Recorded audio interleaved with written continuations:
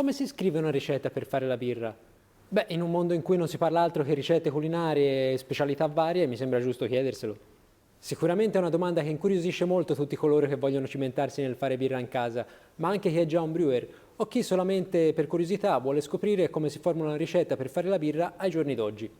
E se volete saperlo, la ricetta giusta per continuare a motivarmi nel creare nuovi contenuti e video è molto semplice. Mettete like ed iscrivetevi al canale. Vedrete che ne berrete e ne vedrete delle belle.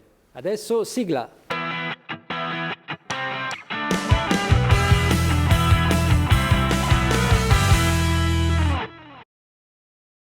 Come vi ho già spiegato nel video riguardante gli stili birrari, del quale vi riporto il link qui in alto se ve lo siete perso, esiste una vastissima moltitudine di tipologie di birra possibili da produrre per il birraio, perciò la prima cosa da fare è avere le idee ben chiare sul risultato che vogliamo ottenere. Per fare questo c'è di grande aiuto la tabella del Beer Judge Certification Program, spesso riportata con l'acronimo BJCP. In questa è riportata una precisa e dettagliata descrizione delle caratteristiche appartenenti allo stile, che comprende impressioni generali, aroma, aspetto, gusto, commenti, storia ed ingredienti. Insomma, visto che sanno già tutto e ce la facciano loro questa birra, almeno non la beviamo e siamo a posto. Scherzi a parte, grazie a questa guida abbiamo una vera e propria carta d'identità per ogni tipologia di birra. Quindi, quando dovremo andare a reperire le materie prime da impiegare per produrci la nostra birra, avremo già una forte scrematura di quelle che sono quelle che fanno al caso nostro.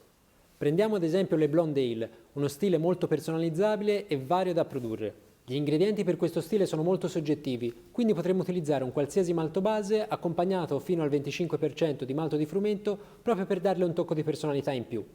Mentre per quanto riguarda i luppoli, in questo caso abbiamo scelta libera, sia per l'amaro che per l'aroma della birra. Perciò se non conoscete le proprietà dei luppoli vi basterà informarvi dal vostro fornitore per sapere la tipologia di aroma, se più agrumato, erbaceo o tropicale, ma anche per l'amaro, se più pungente o più morbido. Ma solitamente non avrete bisogno di chiedere, perché già sui loro siti troviamo una netta descrizione dei vari prodotti. Mentre per quanto riguarda il lievito, nel caso delle Blonde Ale, la scelta ricade su uno dal profilo più neutro, proprio per mettere maggiormente in risalto le materie prime utilizzate per produrla. Di importanza fondamentale sono gli ultimi tre valori che vedete, i quali indicano rispettivamente quantità di zuccheri presenti nel mosto, amaro dato dal luppolo, espresso in IBU, e colore della birra, espresso in SRM. È bene sapere che ai giorni d'oggi fortunatamente disponiamo di molti software e programmi che ci permettono di calcolare e mettere a puntino la nostra ricetta a seconda di come la vogliamo.